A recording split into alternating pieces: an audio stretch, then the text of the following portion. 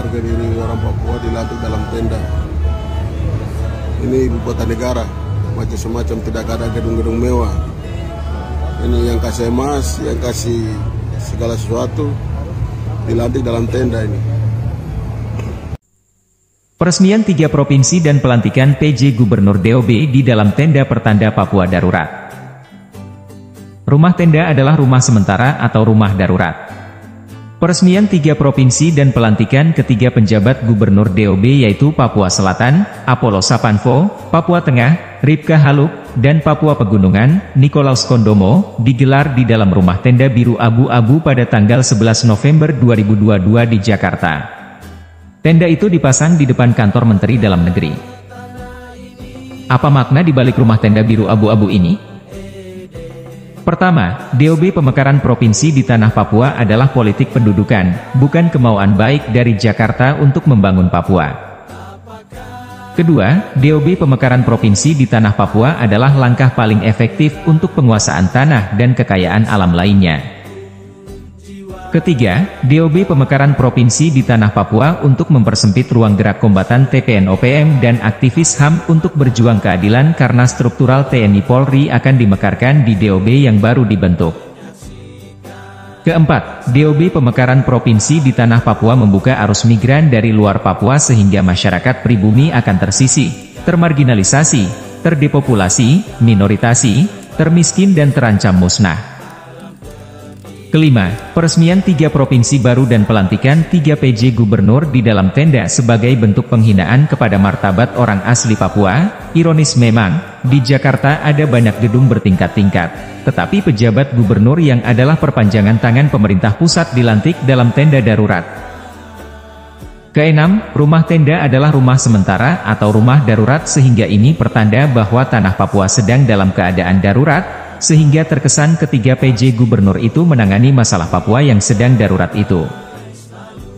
Ketujuh, rumah tenda adalah rumah darurat, maka Jakarta sengaja menciptakan tanah Papua jadi darurat karena penempatan PJ Gubernur yang tidak dikehendaki oleh masyarakat setempat. Harap hal ini tidak boleh terjadi karena hal inilah yang dikehendaki Jakarta untuk pecah belah dan jajah Papua, politik divide et impera.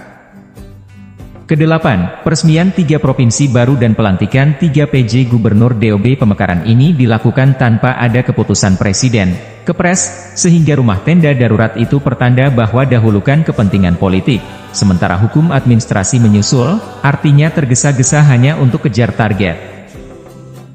Kesembilan adalah misteri Tuhan tersembunyi di balik peresmian provinsi dan pelantikan 3 PJ Gubernur di dalam tenda darurat itu pertanda bahwa pendudukan negara Indonesia atas tanah Papua tidak akan terlalu lama, karena kekuasaan NKRI atas Papua akan diakhiri oleh Tuhan Allah untuk mewujudkan rencana Tuhan di atas tanah Papua.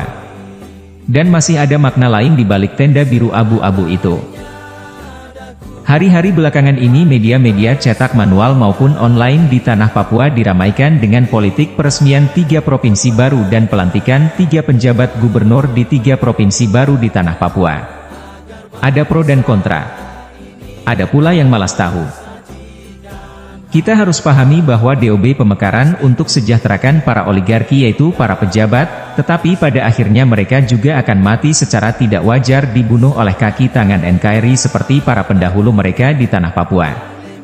Jadi apa yang mau dibanggakan dengan DOB pemekaran provinsi ini?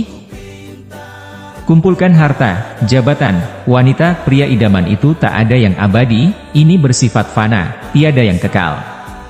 Yang kekal adalah kerajaan surga dan kebenaran firman Tuhan, maka marilah kita cari itu. Kebutuhan hari ini di tanah Papua adalah keselamatan tanah air dan bangsa Papua dari kehancuran dan pemusnahan etnis Papua. Ingat, Otsuskah, DOBkah itu menggali kolam besar untuk kuburan kematian massal bagi orang asli Papua. Sudah terbukti 60 tahun bahwa tidak ada masa depan Papua di dalam bingkai NKRI. Mari kita bersatu selamatkan etnis Papua dari kehancuran alam lingkungan, ekosida, pemusnahan budaya, etnosida, kehancuran moral akhlak, spiritsida, dan pemusnahan etnis, genosida. Akhirnya, atas pertolongan Tuhan, Papua pasti bisa. 12 November 2022. Oleh Selpius Bobby, Koordinator JDRP 2.